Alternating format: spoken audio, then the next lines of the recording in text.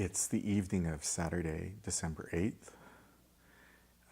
Today, among other things, I went to a funeral home and pre-planned my funeral with my lovely husband Tristan and my mother Joanne. And that was a very weird experience. I had to take a couple of tranks just to get out of the house, and I took a half of morphine as well, just to deaden everything.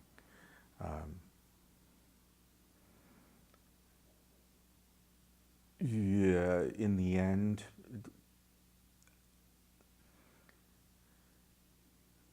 boy, it was weird choosing the casket you're going to be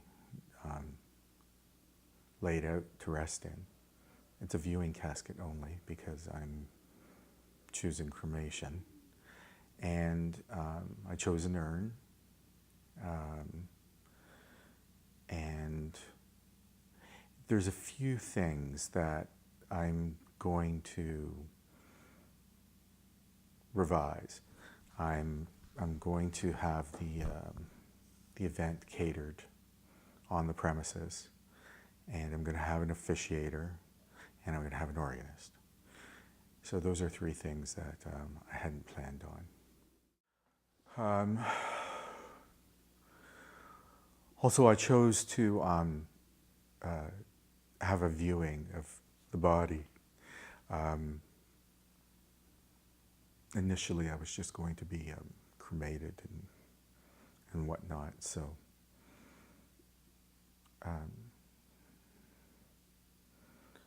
it was a very, very surreal experience. Wow. This morning I got up, I took an anti-nausea pill, I went back to bed for an hour, and then I got up and took my chemo pills and went back to bed. And I stayed in bed all morning. I was tired. And got up and showered and puttered and whatnot, and drove over to the funeral home with Tristan.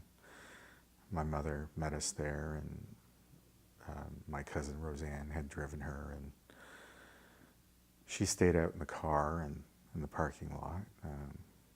The funeral home is actually quite nice. It's I've attended several funerals there, and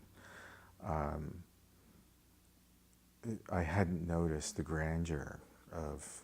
It's an old Victorian home on Sherburne Street, and it's tastefully done, nicely done, and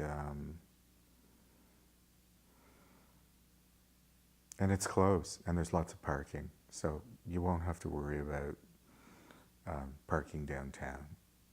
Again, all of this is for, all of the convenient factors are for well, I can't say they're all for everyone else, but I'm trying to think of everybody. I don't know if that makes sense.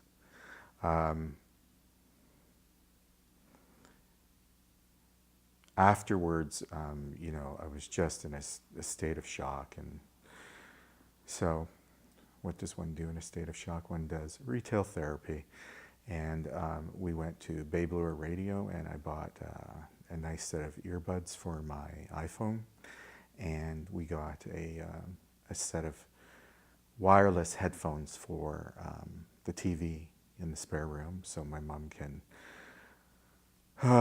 listen to TV without worrying about disturbing us. And yeah, we got those installed, and then we went. I had a craving for pizza, and we went to an amazing Italian restaurant and got a couple of pizzas and pasta and salads to go, and brought them back here and ate and pigged out on carbs. So it's been a whirlwind of activity since I had my unofficial diagnosis, and which was subsequently confirmed. I've been trying to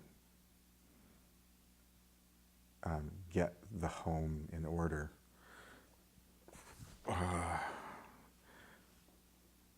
Anyways, so the long and the short of it is, in the middle of finding out I have terminal brain cancer, I decided to upgrade all the computers.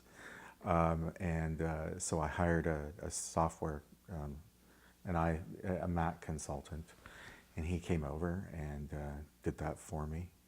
And I'm kind of glad and sad that I did it, because now I have all this up-to-date Apple stuff, and I'm like, wow, this is really cool.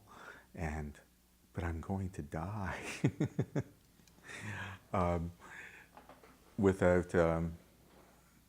perhaps without being able to use it to its fullest. So I've got an iPhone now, and I've had that for 2 weeks, and I'm just starting to get the hang of it. I've got iCloud, so all my devices are synced, but one. So we've got another session with the software consultant, and hopefully the learning curve is just going to go up there. And these are productivity tools. They're supposed to make me more productive, and it's just having a finite or a quasi-finite period of time during which one is going to continue to exist. One sort of has to plan, well, how much more learning do I need to do? How much more doing do I need to do? It's actually quite a conundrum. And I'm sure I'm just going to end up doing what I'm doing, end up doing what I do. That's what'll happen. So today I felt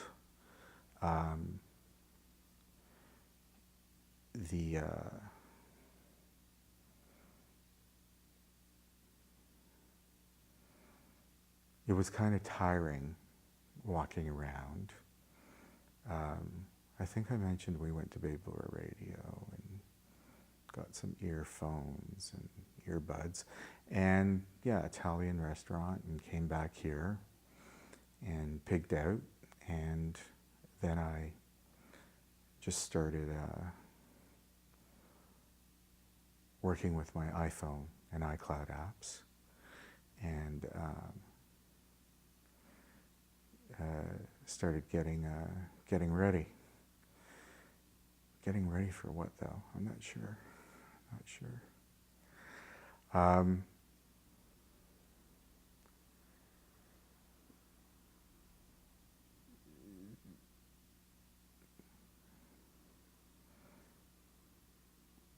You know what? I don't think I have anything else to say today.